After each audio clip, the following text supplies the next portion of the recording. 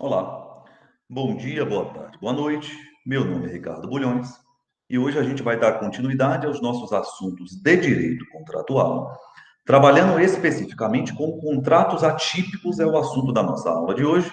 Então, sem perder tempo, vamos dividir a tela.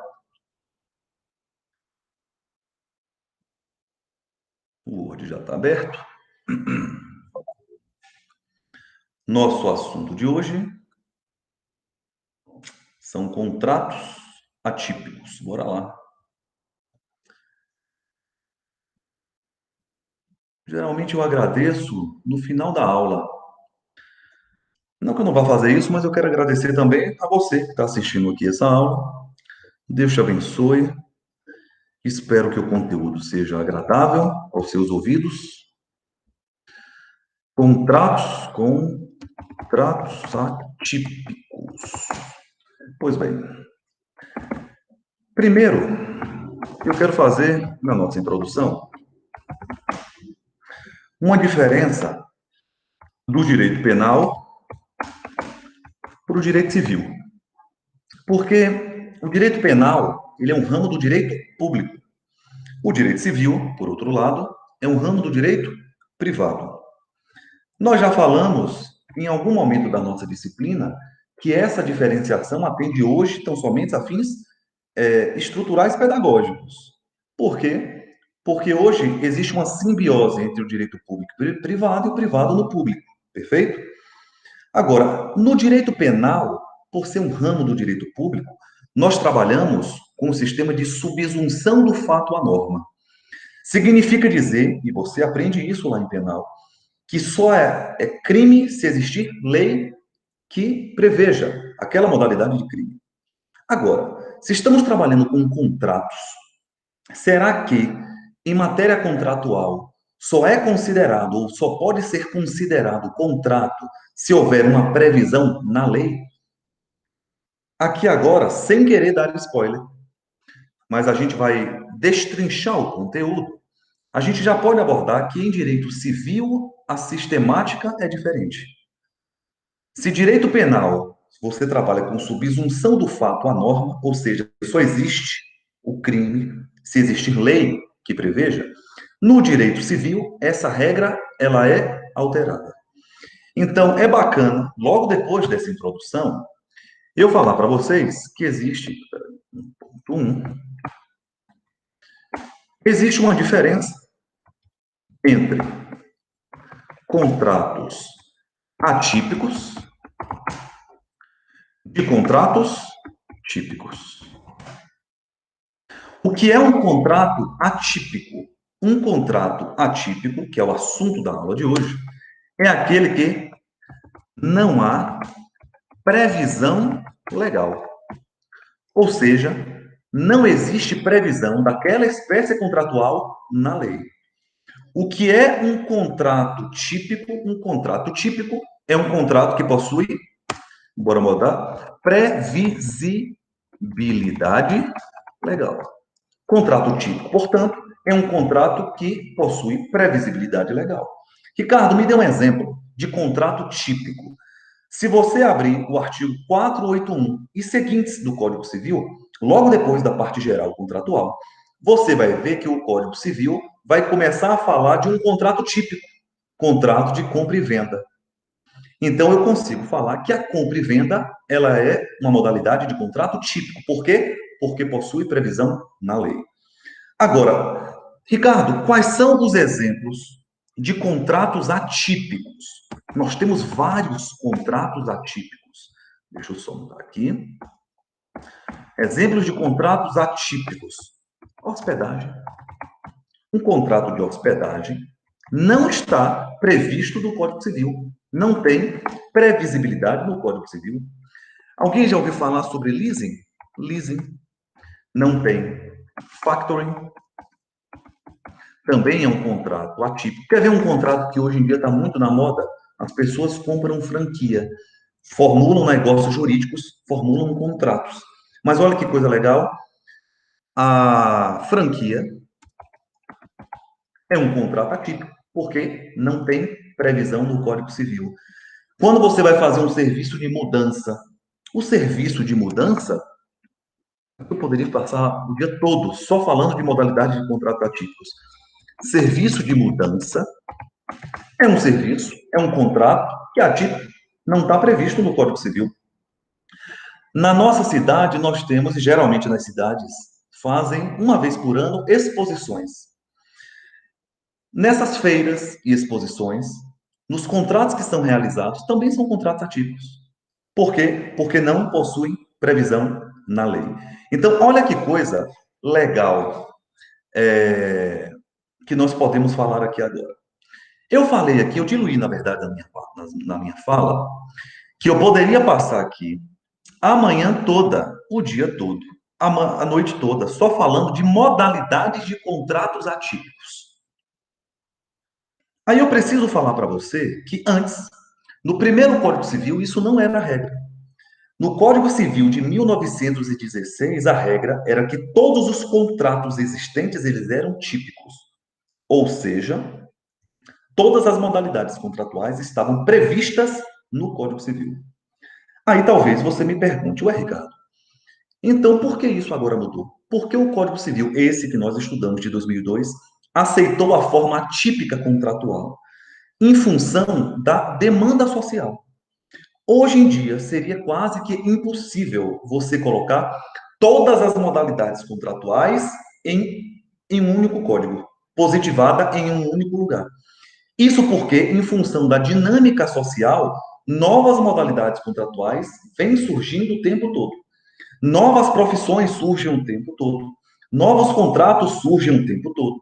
Se você voltar 5 anos, tem muita coisa que se faz hoje que não existia há 5 anos atrás. Então a gente começa a perceber que, em função dessa dinâmica social, é que o legislador colocou a possibilidade de se realizar contratos atípicos, ou seja, contratos que não possuem uma previsão legal. Agora, se você já sabe, nós estamos construindo isso, que contratos atípicos podem ser feitos? Pergunta. Será que, porque estamos trabalhando aqui as cláusulas gerais em matéria contratual, será que os contratos atípicos devem respeitar as cláusulas gerais dos contratos? Perceba, qual é o nosso assunto? O que é que nós estamos abordando aqui em contratos? Nós estamos abordando as cláusulas gerais em matéria contratual. Significa dizer, se eu for aqui no ritmo da nossa disciplina, que os requisitos de existência, validade e eficácia em matéria de contratos, todos, típicos e atípicos, devem respeitar. Eu estou falando para você que os conceitos e as noções de evicção, vício redivitório, as exceções do princípio da relatividade dos efeitos do contrato, os princípios fundamentais em matéria contratual, os desdobramentos do princípio da boa-fé, proibição do venir e contrafacto próprio, suprécio, surrecto, tupoc, todos os assuntos que nós já abordamos, entre outros, perfeito? Todos devem respeitar e devem incidir tanto em contratos típicos como em contratos atípicos. Olha que tópico interessante a gente pode falar aqui agora. 1.2. Existem classificações em matéria contratual. E existe uma modalidade de classificação que ela se assemelha muito com os contratos típicos e atípicos. É uma classificação de contrato nominado e anominado. Então, a gente vai botar aqui contratos nominados e inominados. Entenda, o que é um contrato nominado? Um contrato nominado, o conceito é esse, é um contrato que possui nome. Possui nome, é isso. Compra e venda, possui nome, compra e venda. É um contrato nominado, mas também é um contrato típico. Por quê? Porque está previsto no Código Civil. Um contrato de franquia. A franquia é um contrato nominado, porque tem nome, franquia. Mas é um contrato atípico, porque não tem previsão no Código Civil. Então, um contrato nominado é um contrato, é uma modalidade contratual que possui nome. Um contrato considerado denominado pode ser uma modalidade contratual que não possua nome. Não tem nomenclatura. Eu vou até. Não tem nomenclatura. Perfeito? Pode ser que, em função da dinâmica social, principalmente em função de internet, nessa sociedade líquida, se a gente pudesse citar Bauman aqui, a gente percebe que tudo flui de maneira muito intensa. Pode ser que novas modalidades surjam que as partes nem tenham ainda uma nomenclatura para aquela modalidade contratual. Então, estaríamos diante de um contrato inominado e atípico. Perfeito? O que é que nós estamos falando? Contratos nominados e inominados não se confundem com contratos típicos e contratos atípicos. Agora, nós temos, vamos botar aqui, tópico 1, tópico 2, nós temos duas classificações para contratos. É o nosso tópico agora. Classificação dos contratos atípicos. Nós temos os contratos atípicos, chamados de propriamente ditos. Contratos atípicos propriamente ditos são aqueles que são, olha que coisa legal, que são criados pelas partes. As partes criam as regras daquela relação contratual e inovam no ordenamento jurídico. Seria um contrato atípico propriamente dito. E nós temos uma outra modalidade chamada de contratos atípicos mistos. O que são contratos atípicos mistos? Eles são formados pela conjunção de contratos típicos e atípicos. Então, por exemplo, quer ver um exemplo de contrato misto? Exemplo, hospedagem. Olha que coisa legal. Você vai para um hotel, está formalizando um contrato de hospedagem, é um contrato atípico, as regras não estão previstas. Só que você consegue perceber que pela modalidade, pela sistemática desse serviço, um contrato de hospedagem traz elementos, por exemplo, de locação. A locação traz elementos de um contrato de depósito. Locação e depósito são contratos típicos, têm regras previstas no Código Civil. Então, na hospedagem, você pode utilizar, como você utiliza, parte das regras dos contratos de locação, parte das regras do contrato de depósito, e as outras você convenciona entre as partes, porque é um contrato atípico, então você tem também contratos atípicos mistos, perfeito? Olha que coisa interessante. Aqui agora eu vou fazer uma outra pergunta, tá? Eu vou fazer a pergunta, mas eu vou já colocar aqui nossa disciplina jurídica. Você já entendeu que os contratos atípicos não possuem regra. Não está prevista lá no Código Civil. Então, a minha pergunta é... Bora botar a pergunta aqui, porque os tópicos vão responder exatamente esta pergunta. Tópico 3 aqui.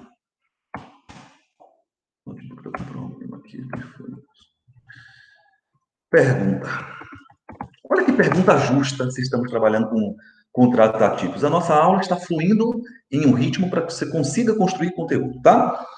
Inexistindo regras específicas, qual a solução nos casos de atipicidade contratual? Pessoal, se tiver algum litígio, se tiver algum problema, se tiver alguma demanda relativa àquele contrato atípico formalizado, se eu não tenho regras específicas, então eu não posso trabalhar com o sistema de subsunção por falta norma. Não tem regra? Se não tem regra, o que é que eu posso fazer? Nós temos teorias que vêm explicar a sistemática dos contratos atípicos. E é sobre estas teorias que nós vamos abordar.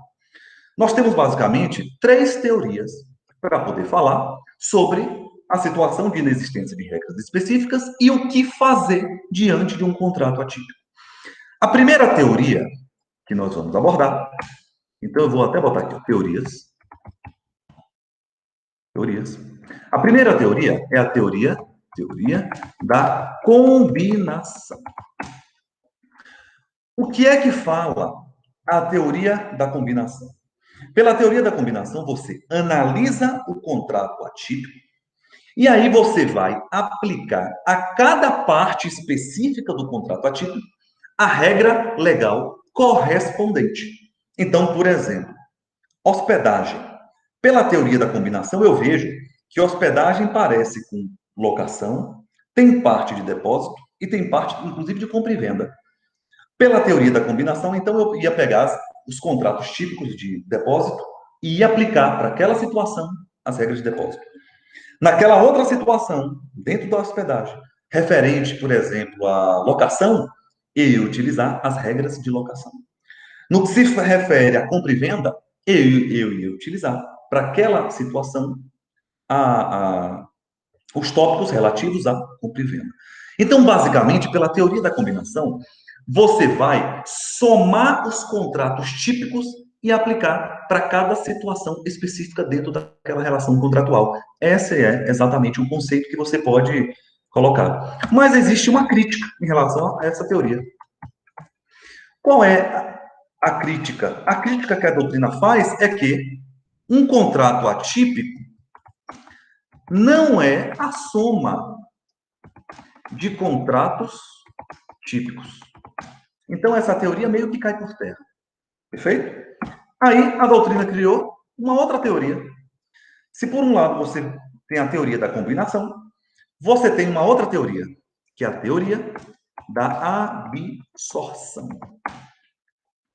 Pela teoria da absorção, como é que você vai fazer a leitura de contratos típicos?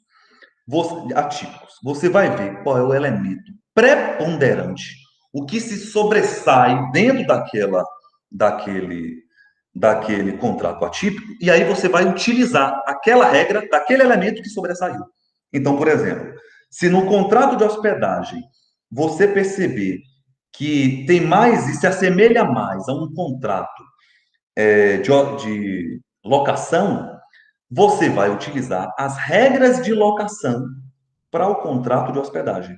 Você entende que a locação absorve, por ter um elemento que prepondere, que se sobressai, ele acaba absorvendo as regras das demais. É isso que fala a teoria da absorção. Só que aí a doutrina veio formalizar o quê? Uma crítica. Olha qual foi. Deixa eu até copiar aqui que a gente ganha tempo. Qual é a crítica que a doutrina fez? Contratos atípicos, não existe elemento que seja maior que o outro. Então, contratos atípicos, não existe elementos que sejam maior do que o outro. Eu não posso falar, por exemplo, que num contrato de hospedagem, a locação é maior do que a compra e venda, ou a locação é maior do que o depósito. Então, não existe essa de absorver nada. Porque num contrato atípico, um elemento não pode absorver o outro. Você não pode anular um elemento e dar ênfase em um em relação aos demais. Aí nós temos uma outra teoria. A doutrina criou uma outra teoria. Perceba que foram sendo criadas teorias e a doutrina foi criticando e outras teorias foram sendo criadas. É a teoria da aplicação analógica. Olha que coisa legal. Você já sabe, porque eu já pude falar isso, inclusive, porque não é assunto nosso, mas na aula de interpretação de contratos eu falei sobre fontes formais e não formais do direito. Você já sabe que a analogia é fonte formal de acordo com o artigo 4º da LINDB, Lei de Introdução às Normas do Direito Brasileiro. Então, pela teoria da aplicação analógica, você vai utilizar regras semelhantes ao caso concreto. É basicamente isso. Você vai utilizar a analogia, essa fonte formal do direito. Mas aí nós temos crítica. Qual é a crítica que a doutrina diz? Que pode ser, você não pode utilizar essa teoria da aplicação analógica. Por quê? Porque pode ser que inexista regra semelhante para determinada situação. Pode ser que as partes fazem nova no ordenamento jurídico. E, excelência, não tem nada parecido em relação a isso. Então, olha que coisa interessante. Nós temos 3 teorias. E as 3 teorias explicam a utilização de regras para os contratos atípicos, mas as 3 estão falhas. As 3 possuem críticas ferrenhas. Aí você tem que me perguntar o seguinte: pela sistemática do Código Civil de 2002, o que fazer. Para eu poder falar sobre isso, nós vamos falar sobre um outro tópico. Deixa eu ver que tópico aqui, 4. O tópico que eu gosto. Toda aula minha de direito civil pode ser como eu ministro tudo. Eu posso estar falando de parte geral, de obrigações, de contratos, de direitos reais, de sucessão, de família ou de responsabilidade civil. Toda matéria minha eu falo da constitucionalização, eu vou até escrever isso. Constitucionalização do direito civil. É basicamente falar o seguinte, que a leitura do Código Civil deve ser uma leitura constitucionalizada. Aí você fala, mas Ricardo, a Constituição de um país não está hierarquicamente superior a uma lei ordinária, como é o direito civil? É verdade. Mas às vezes, na prática, isso não acontece. Por isso que nós temos que, cotidianamente, ler e interpretar o direito privado sobre o prisma e égide do direito constitucional. A nossa leitura do direito privado, do direito civil especificamente, deve ser uma leitura constitucionalizada, em adequação aos ditames constitucionais. Então, é bacana porque, se eu não me engano, é o professor Tartucci. Ele, em algum momento da sua obra, ele fala assim, que outrora, olha que frase legal, outrora era a era dos códigos. Outrora era a era dos... Eu não sei nem se a frase é dele, mas está na obra dele. Hoje é a era das constituições. Que coisa linda, rapaz. Significa dizer o seguinte, olha que coisa legal, eu já disse aqui. No Código Civil de 1916, a palavra atípico nem existia. Você não falava de contratos atípicos. Todas as modalidades contratuais estavam ali presentes no Código Civil, você positivava, perfeito? Só que hoje nós estamos na era das constituições. Então, significa dizer que você tem que trabalhar de maneira mais ampla em função exatamente dessa dinâmica social. Por isso que no Código Civil de 2002, diferente do Código Civil de 16, já tem ali a previsão, no artigo 425, sobre contratos atípicos. Então, olha que coisa legal, você vai botar aqui, isso eu vou botar inclusive como observação. Você vai colocar, embora pareça diferente, talvez algum aluno desavisado, ou alguém que abra o Código Civil, vai ver tão extensamente, porque é a parte talvez mais extensa da parte do direito civil, é o direito contratual. Talvez você abra ali o Código Civil e você vai ver um monte de contrato típico. Só que olha que coisa, a regra não é da tipicidade contratual, mas da atipicidade contratual. Olha que coisa legal. Significa dizer que mesmo você tendo um monte de contratos, compra e venda, doação, transporte, jogo e aposta, seguro, todos contratos típicos. Mas a regra hoje é da atipicidade contratual. Então você vai falar assim, Ricardo, eu entendi tudo isso daqui. Mas você ainda não me explicou como é que eu vou resolver a questão dos contratos atípicos. Vou pegar essa pergunta de novo e agora a gente vai responder, depois de ter feito toda essa introdução. Doutrina, eu tenho que botar isso, majoritária, entende o seguinte. O que é que doutrina majoritária entende o seguinte? Como é que você vai, aqui já respondendo, tá? Vou botar aqui resposta. Como é que doutrina majoritária vai fazer uma leitura dos contratos atípicos? Primeiro, você vai dar vazão à manifestação de vontade das partes, que você já sabe, porque eu já disse isso. De acordo com o professor Silvio de Salvo Venosa, é a mola propulsora dos negócios jurídicos. Sem manifestação de vontade, sequer existe uma relação contratual. Depois, você vai olhar as cláusulas gerais dos contratos.